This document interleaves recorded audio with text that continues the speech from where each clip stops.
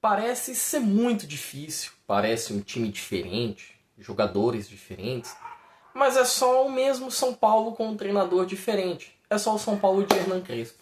Vamos falar um pouquinho sobre São Paulo 1, Juventude 0 no Alfredo Jaconi pelo Campeonato Brasileiro hoje.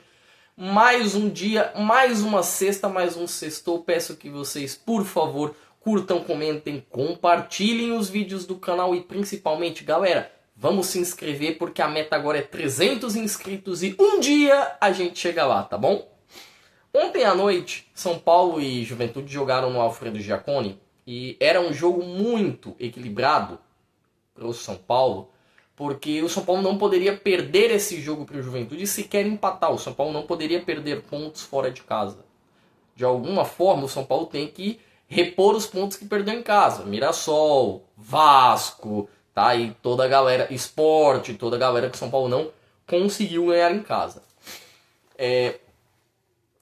Além disso, tem o fator histórico. O São Paulo não costuma se dar muito bem quando a brincadeira é no Alfredo Jaconi, tá? São Paulo leva muitas dificuldades contra a Juventude, isso é histórico. Então, era um jogo que eu tinha um pouco de receio, né, com relação até o placar. Para mim, o meu placar seria 1-0 mesmo, né, o meu palpite. Mas não foi 1-0 igual a ontem, tá? Para mim, o São Paulo ia sofrer muito, ter muitas dificuldades contra o time do Juventude. Não foi bem isso que aconteceu, tá, galera? O time do São Paulo controlou até que muito bem o jogo nos dois tempos. Eu vou deixar a escalação aqui para vocês. O São Paulo que vai num 3-5-2. O Alan Franco foi poupado por questão de desgaste muscular. Acho correto. São Paulo foi com Rafael, Arboleda, Sabino e Ferrarese na zaga. O Wendel ganhando a posição junto com o Cédric Soares ali na direita. Meio campo com Alisson, com Bobadilha e com Marcos Antônio. Na frente a gente tinha Luciano e André Dias. E cara, o São Paulo se portou muito bem, performou muito bem em campo. Tentou, buscou desde o primeiro minuto, controlou o jogo com muita facilidade. O Juventude, que costuma ser um time muito caseiro, né? Todos os seus pontos foram em casa. O Juventude sequer pontuou fora ainda no Campeonato Brasileiro. Teve muita dificuldade até para tentar segurar o São Paulo e não conseguiu. O São Paulo foi senhor do jogo, como eu falei mais cedo. São Paulo teve uma chance com o Bobadilha, que o goleiro Gustavo fez uma baita de uma defesa, colocou para escanteio. Teve uma chance com o Luciano, que a bola passou perto. Teve uma bola também do Alisson, que o Gustavo fez uma ótima defesa no primeiro tempo. O São Paulo conseguiu fazer o feijão com arroz.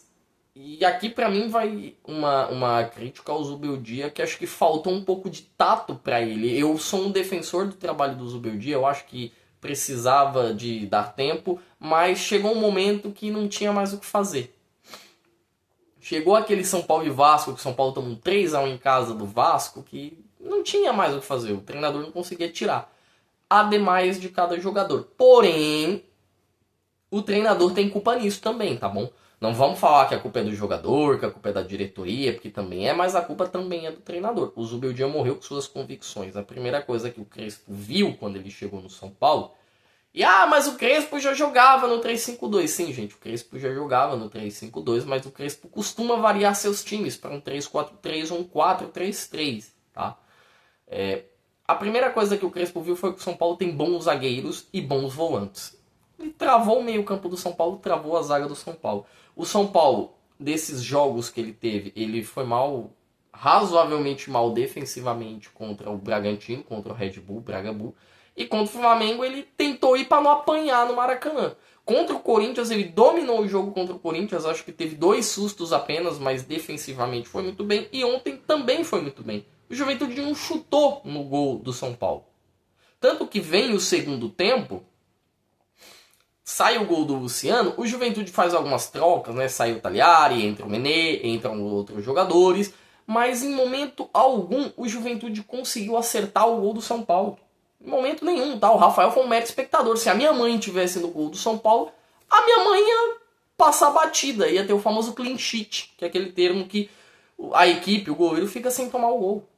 O Juventude não chutou no gol do São Paulo.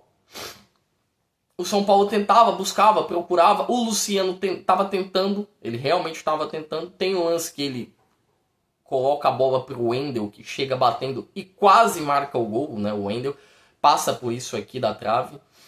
E aí tem a entrada do Ferreira e o lance do gol, que foi maravilhoso. E outra coisa, tá? Que eu vou focar muito no lance do gol. O Ferreira, ele dá a caneta, e assim, é uma característica do Ferreira, é buscar o X1, é tentar um enfrentamento, drible. Mas além do drible, do enfrentamento, no lance do gol, o Marcos Antônio desarmou, o Marcos Antônio serviu o Rodriguinho, aí a bola foi pro Ferreira, o Marcos Antônio pisou na área, e aí você olhava, o São Paulo tinha mais de 3 jogadores dentro da área num lance que o São Paulo foi praticamente uma tabela, uma linha de passes que o São Paulo teve dentro da área. Ferreira pro Marcos Antônio e Marcos Antônio pro Luciano. Cara, fazia muito tempo que eu não via isso no São Paulo. Muito tempo. E outra coisa, o estilo de jogo tem que mudar, porque as peças, o nível das peças mudou. Não adianta você comprar um Uno e meter 300 por hora, não, para isso você tem que ter uma Lamborghini, tá? O Uno, ele desmonta. A mesma coisa com o time de futebol. O time do Zubeldia costumava estourar a bola no Caleri. Ele estourando o Caleri por ter essa característica, ele segurava a bola na frente.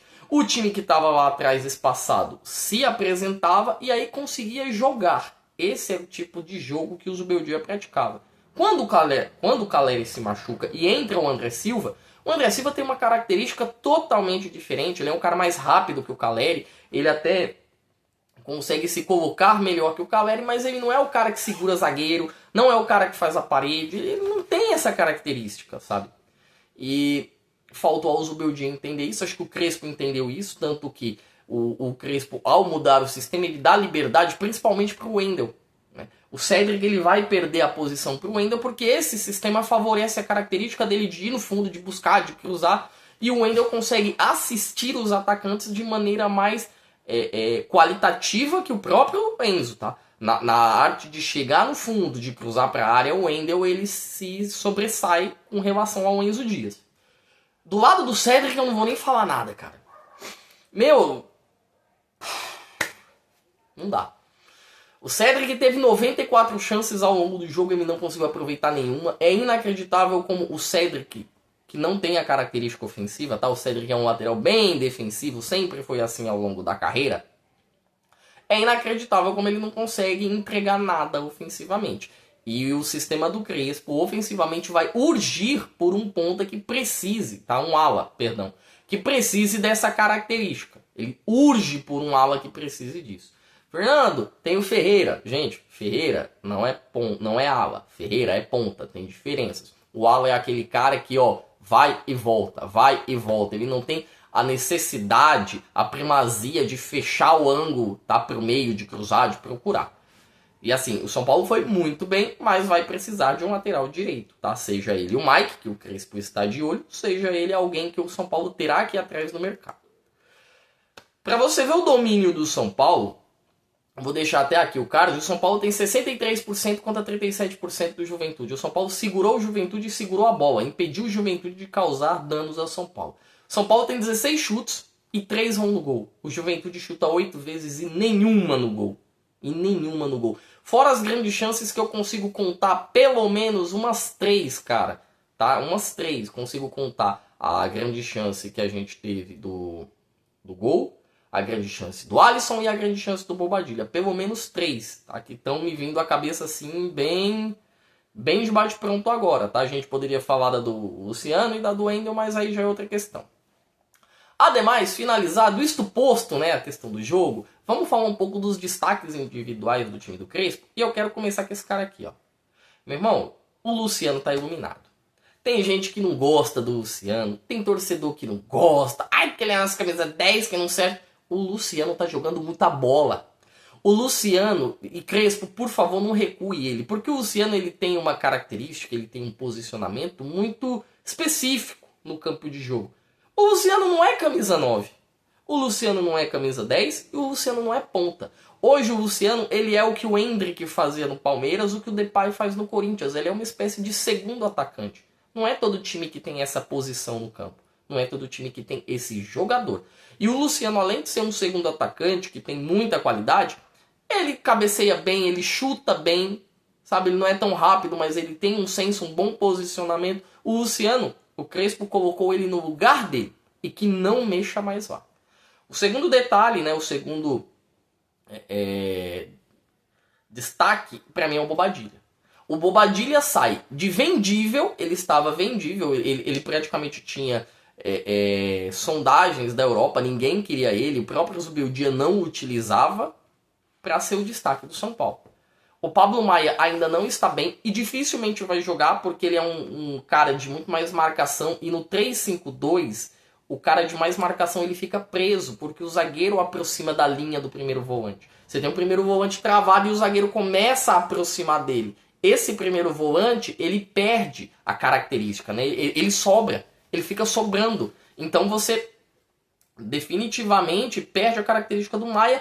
Tanto que o Bobadilla e o Marcos Antônio, que é outro destaque também, são caras mais móveis, são caras que têm até uma característica de marcação, mas não é a característica principal. A característica principal deles é a armação de jogo. Eles pisam na área, eles avançam, fazem o box-to-box, né? Eles vão até o final do campo, eles voltam até o meio de campo e sempre variando. E aí a gente tem o camisa 8/10, que é o Alisson, que nitidamente não está jogando bem, porque ele está numa posição que não é a dele, e o São Paulo não tem ninguém. O São Paulo perdeu o Oscar, vendeu o Matheus Alves, o São Paulo não tem ninguém. Por isso ele está jogando ali. Vai tentar o Rodriguinho, mas o Rodriguinho é uma tiriça. O Rodriguinho tem as oportunidades e ele não as aproveita, ele não as agarra do jeito que deveria e vai perder de ter uma boa sequência de jogos aí por conta da falta de tato, de técnica, de talento, na dificuldade de tomada de decisão. Sempre toma a decisão errada. É inacreditável. O Rodriguinho tem que chutar, ele cruza. O Rodriguinho tem que cruzar, ele passa. O Rodriguinho tem que passar, ele chuta. Quanto a todos os destaques, eu vou falar do último, que na minha opinião é muito importante, que é o Wendel. O Wendel, quando ele vem pro São Paulo, o São Paulo faz aquela estrutura pro Wendel, negocia com o Porto, quase toma um transfer ban, né? Porque tá aliciando o jogador e tudo. O Wendel, quando ele veio, eu falei que seria titular porque eu achava o Wendel muito qualificado. Porém, num sistema muito defensivo, o Wendel não funciona. O Wendel, ele é um jogador que ele tem uma característica muito ofensiva. No 3-5-2 e sem a obrigação de marcar, sem a obrigatoriedade de marcar, cara, o Wendel vai voar. Jogou muito bem contra o Corinthians, jogou bem contra o Juventude de novo. E assim, o Crespo não tem muitas peças, ele tem um elenco limitado. Um elenco muito assim, sabe, cobertor curto. Você tira uma peça, falta outra. Então a ideia é o Wendel se sair bem justamente porque a primazia de se manter os três zagueiros, né, a ideia madre, como dizem os argentinos, a primazia de manter os três zagueiros está mantida, né? Ela já está pré-configurada para o São Paulo porque os jogadores têm essa característica. Então acredito que o Wendel, Bobadilla, né, o próprio Marcos Antônio vão acabar se destacando até mais. E nomes como o Pablo Maia, até como o Alisson, se não voltar bem, vão perder um pouco da sua potencialidade. Cedric, Enzo, tá? É um São Paulo diferente? Rapaz, mal chegou, né? E olha que eu falei mal da tua contratação, viu? Eu falei mal de você. Mas assim, é o São Paulo diferente? São Paulo do Crespo? Com certeza é um São Paulo diferente, tá? Porque a ideia é diferente, o método é diferente, a temática é diferente, o modo como o Crespo pensa o jogo é diferente, mas são as mesmas peças, é o mesmo campo, é o mesmo espaço, são os mesmos jogadores. Ele só pegou as qualidades que cada um tinha, posicionou no lugar certo e fez cada um jogar. O Crespo, diferente do Zubeldia, não é aquele cara que toma cartão amarelo, não é aquele cara que corre, que voa, que pula. Não, ele é um cara mais centrado, ele tem a skin de comandante. Você olha pro Crespo e fala, puta, é a skin de comandante. É o técnico. A skin do Zubeldia não passava isso. Passava a skin do torcedor, era um torcedor no campo. Mas me fale aí você, torcedor do São Paulo, o que você acha? Pintou o campeão? Ninguém segura nós? Ou tá cedo demais pra falar do São Paulo do Crespo ainda? Deixe os comentários aqui no vídeo, eu quero saber o que cada um de vocês pensa. Vocês antes, por favor, comentem também, só não vale tripudiar, brincadeira, vale sim. E eu vou deixar aqui, tá, o meu sextou pra cada um de vocês. Por hoje, gente, chega. E antes que eu me esqueça, vamos curtir, compartilhar, comentar e principalmente se inscrever nessa jossa pra gente chegar nos 300 quanto antes, ademais logo, tá bom? Por enquanto, um ótimo sextou pra vocês, galera.